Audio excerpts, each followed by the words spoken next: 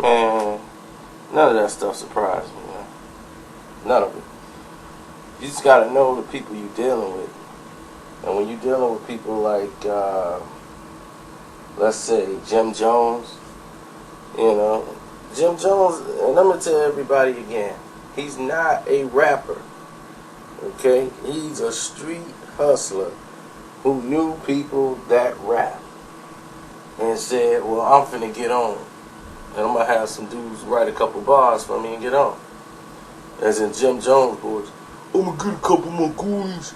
They're gonna write a couple verses for me, and then I'm gonna get on, and I'm gonna spit it, and then I'm gonna make it like it came from me. You smell me? So he's sitting over there with his homeboy. It ain't even his homeboy. Let's get this straight. Max B was never Jim Jones' homeboy. And what it was is he was Cam's friend. He grew up with Cam. And Cam was like, yeah, we should get Max B in the house, you know, get him on with us. You know, and they had the Diplomat records going. But that had nothing to do with Jimmy. So what Jimmy decided to do was come out with Bird Gang, get my man, rest in peace, Stacks B. And a couple of my people already had affiliation with the Dipset people in the Chi on some other stuff. But that's why I knew when I met Jimmy then, there was no need to, I knew the type of dude Jimmy was, period. I said, yeah, I knew it. So anybody asks me personally, do I like Jim Jones? No. I could never chill or hang out or be around a dude like that.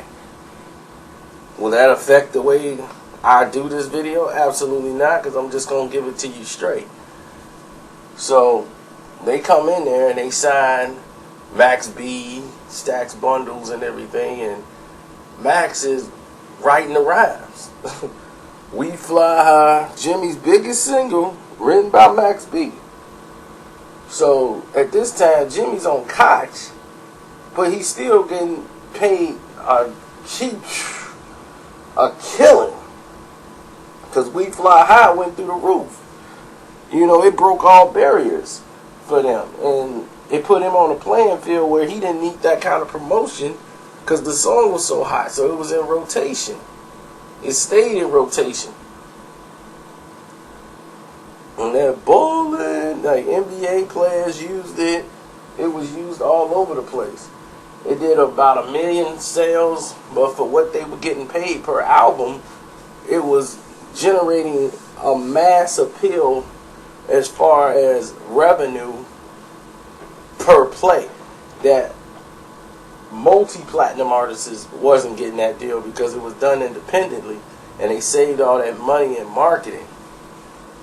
Now, Jimmy is in demand when they do shows. Oh, Jim Jones, you know, let's do a show with Jim Jones, and people want to jump on a remix with Jim Jones, requesting a song. So his appearance fees is like $15,000 just for him to perform one song. $15,000, some $10,000 plus a limo for one strong song. So that's all they wanted him to do was do balling. And then they had like, he'll get $15,000 if he did 2 or 3. And then, I mean, some of these places is like the hood. And it was rowdy in there. And a lot of chairs was thrown, fights broke out. You know, and who was there with him? Max B. Now, while you getting $15K, you giving Max B $300. $300 a show. So naturally, Max is like, dude, like, I'm watching them give you $15K. And you turn around and give me $300. Like, dude, I gotta eat too. You know, they throwing bottles at my head and throwing punches at my head. I gotta eat. I'm doing $300 a show?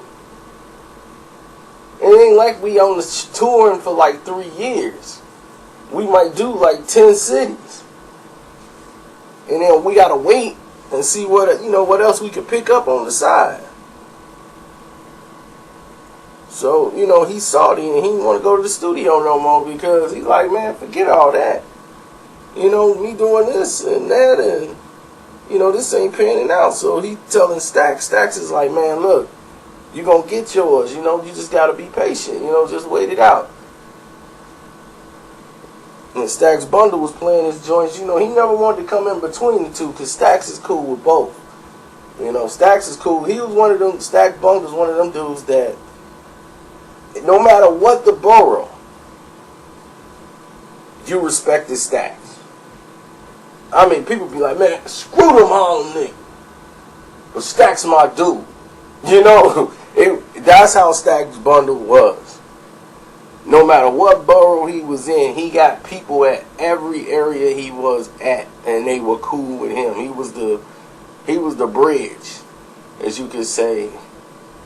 So for him to die, the way he did, and it was like, oh man, not Stax. Like, he was a cool dude, man. He really was. And I didn't meet him but 3 times, but each time, man, Stax B was he was straight up. He was straight up with you.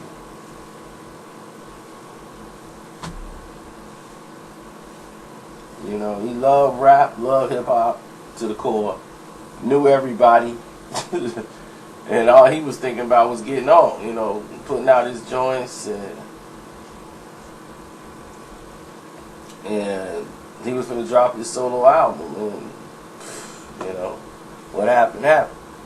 But Max B was locked up, due to the case he was fighting, and one he's still fighting to this day,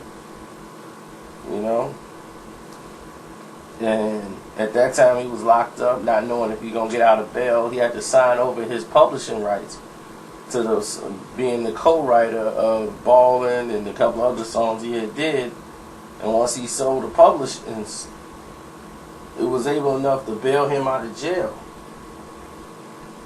So while he's out of jail on like $1.5 million bond, he can go ahead and start building himself to make an album and getting some songs out. But he was still not wanting to go to the studio or hang with them dudes because he ain't getting paid right. So what happened is, he just said, you know what? Enough's enough, and before he went back into the joint, he just waited till his, he got the airplay, spins. He just started letting Jim Jones and them have it and diss him. And he knew if he went public, it was going to start bringing attention to him, so people would pay attention to his music. And that was all the plan. Like, I'm going to wait before I bring it out to the public. What we was doing behind closed doors, arguing and fighting over money, which happens in almost every crew, every group ever made. From Public Enemy to any group you can name, money has normally been the reason people split up. And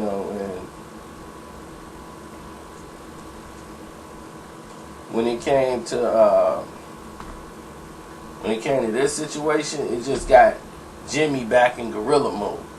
Like, he ready to take it to him on the streets, and like, man, we gonna get Max and this and that, and now he don't want nobody mentioning their names, because he was like, I don't want him getting no buzz off me at all. And he cool with Frenchie, Max B is. So what happened was, Frenchie had a beef with Jim Jones before the Max Beef thing really even took off the way it did, because he got involved on a whole different level.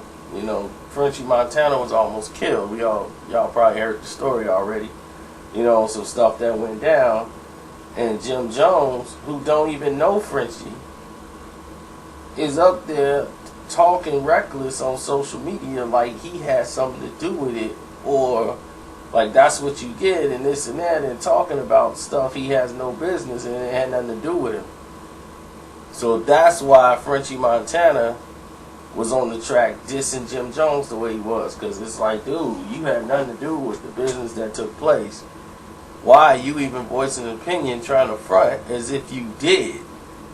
You know, or like, yeah, that's what you get when you mess with such and such. And, you know, that just doing that was just not what you do in a situation like that. So you just told him the gloves is off. Like, nobody thinking about you. And out of everybody up there, he jealous of Frenchie because Frenchie getting more fame, more success in the rap game, and he got to stick to this reality show stuff.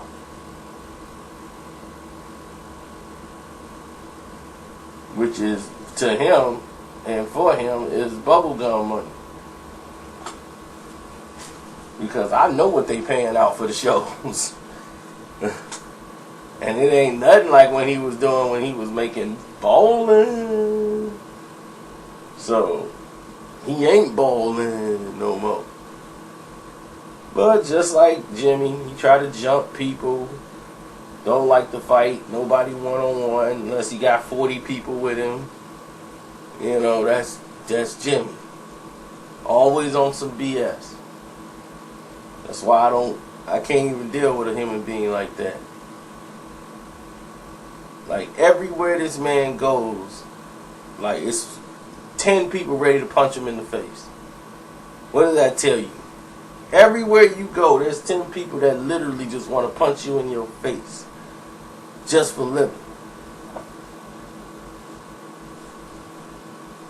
Like, I don't want to punch Jim Jones. I just don't want nothing to do with him.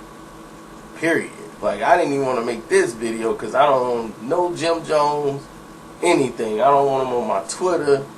I don't want him nowhere near anything I'm doing. And I'm cool. Peace to Jewels and Cam. Hell Rail. All them. Everybody except him. He's the only one in that whole team I would never deal with on no level. I wouldn't see a show. Wouldn't buy a CD.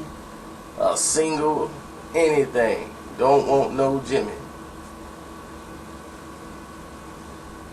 I'm out.